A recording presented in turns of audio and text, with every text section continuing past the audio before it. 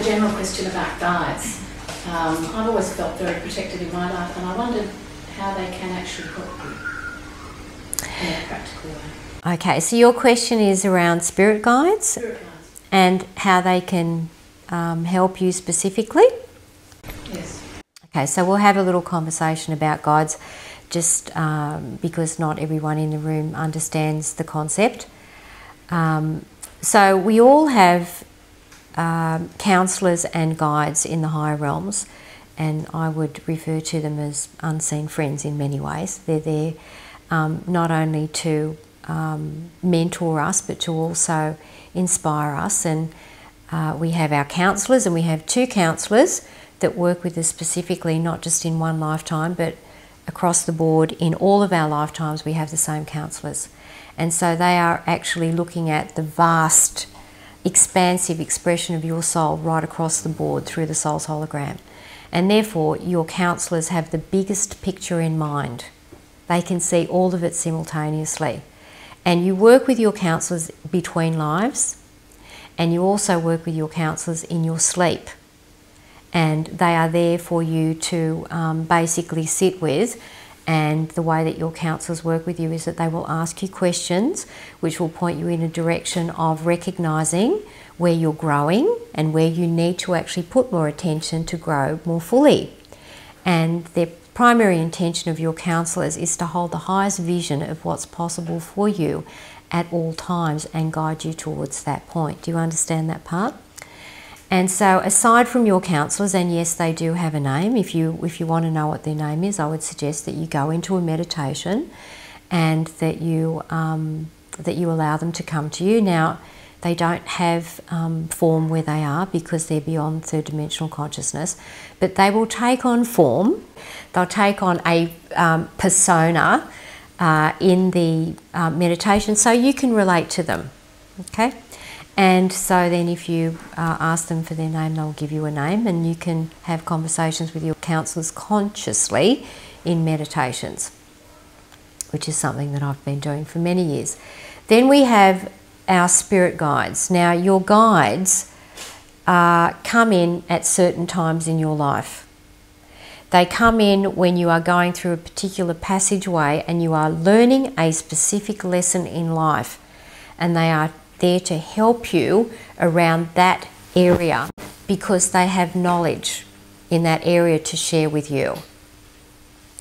And so they can come and go. There are also guides that you may actually have with you through an entire lifetime, okay? But keep in mind that time and space don't exist when you move beyond the physical level. So they're always there energetically, and whenever you bring your attention to them and you set your intention to connect with them, then they pick that up energetically and you connect with them because there is no separation on one level. Now, there are guides that you will have through certain lifetimes that are extremely wise and very knowledgeable in certain areas, and there are others that are learning alongside of you. So there's an exchange there. And they will point out certain things for you, and they're going to learn by watching you go through certain experiences. And that's how that works.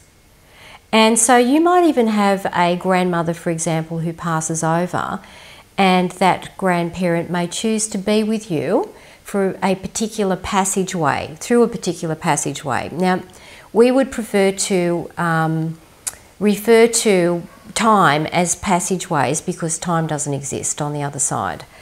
And they're there to help you go through that process. And in some cases, especially with grandparents, they will have a desire in their heart to want to see a young child perhaps grow and blossom. And so they'll do that in an invisible state rather than be in physical form. And then when that child gets to a certain age, their energy will dissipate and they'll disengage. So as far as how can they help you, keep in mind that you live in a reality here where you have free will. That your counsellors or your guides cannot help you unless you give them permission. They will never tell you directly what to do. It is against the higher laws because you have free will. And they do respect you to the degree of knowing that you have the wisdom within you when you align with your higher self and your soul. And your counsellors or your guides are not more expansive than your higher self or your soul. Not. So they're there to guide you, and they will make suggestions for you, most definitely. They will help you to see more of yourself and more about life if you are receptive, but they will not tell you what to do. Now, as far as intervention goes, there are times where your guides, not so much your counsellors, but your guides will make their presence known more directly because they're wanting you to pay attention to a particular message that they have to give you, okay? But that will show up through life speak. If you meditate on a regular basis, they will get through to you in that way. You may not see them, but you'll have a sense, or you'll just get a feeling about something, or you'll see a vision, or you may hear a voice, or you'll just hear one word and go, why does that word keep coming to me? That is why. So there are, many beings with you in the higher realms that are working with you. You have, and higher realms, we're talking about the unconscious and in a more expansive state. So you have your soul, you have your higher self, you have your guides, you have your counsellors. And then you also have beings that you know in other incarnations that you connect with in the dream state. And if they are in another incarnation and they're dreaming and they're moving across time and space, they may be around you. It's very complex. You do not live in a reality where, it's just one dimension and that's it. If you alter the way that you perceive life and you develop your inner senses, you will sense more that exists beyond the veil of forgetfulness, the veil of you believing that you are just your identity and just physical. There is so much more. Just going to bring this back to me as an example in one case where I do remember I've had a few experiences like this, but one stands out. It was Christmas Day and I was driving towards the freeway in America and I was in a small convertible, had the roof down, and it was in a great space. I was just really open and there wasn't very much traffic on the road and I was doing good speed. And then all of a sudden I heard this voice distinctly say, "Stop the car now." Now, because I am clairaudient and I've been communicating with my guide since I was little, it wasn't an incredibly foreign thing, but even if I wasn't clairaudient, it was such a startling thing, I stopped. I would have stopped anyway. And so then in stopping, what I noticed was within a matter of probably 15 to 20 seconds, a car ran through the stop sign and there was another car coming off the freeway ramp and they collided and one car basically turned over. And if I had have not stopped being in that convertible with the roof off, I would have died.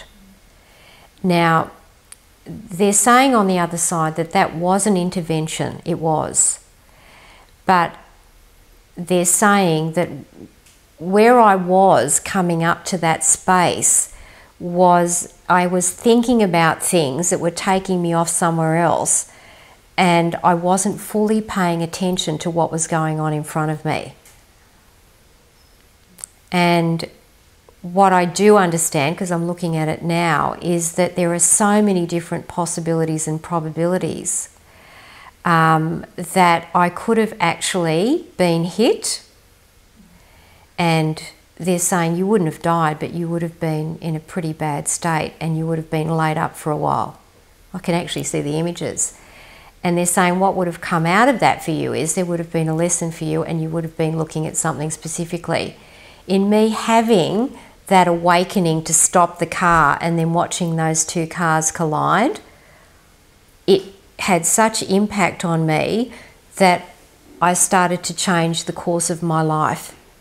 But rather than doing it through drama of sitting in a hospital with my leg in a brace, I chose to listen and then pull back and change direction. Does that make sense to you?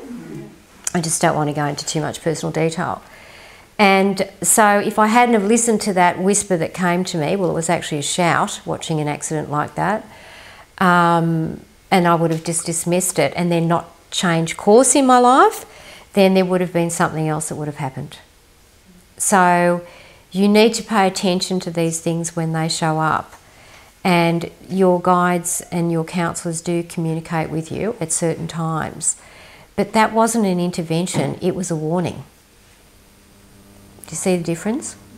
When you go into conscious dreaming, do you ask your counsellors to be with you in the dream state? How do you connect with them? How do you consciously connect with them to go into the dream? You connect with your counsellors in the dream state regardless, whether you remember those dreams or not. On one level, it doesn't matter, because the information will filter through into your daily life, and it will show up through life speak, through the whispers that happen in life. You need to pay attention to those, because what you're doing when you're sitting with, they're saying us, when you're in the sleep state, is that you can see what's in front of you, because you're also working with the causal realm. So, and you go into the astral, which is the realm where you're trying things out. So, for example, you know, with the car incident that I just talked about, I would have seen that in the astral the night before, and then I would have gone, right, well, if that happens, it's going to line up with that possibility. How does that feel?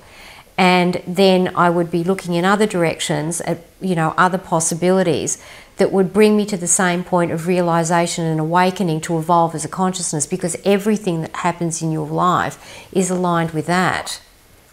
But they're saying on the other side, we spoke to you, they're talking to me, you know, prior to you going into the astral and playing with these things. And we told you, you need to look at this particular area of your life and make a change, because you're heading off course. And off course is you're moving away from love and greater freedom. So they sit with us in co-creative relationship because they have impact. We allow them to have impact because we honour them.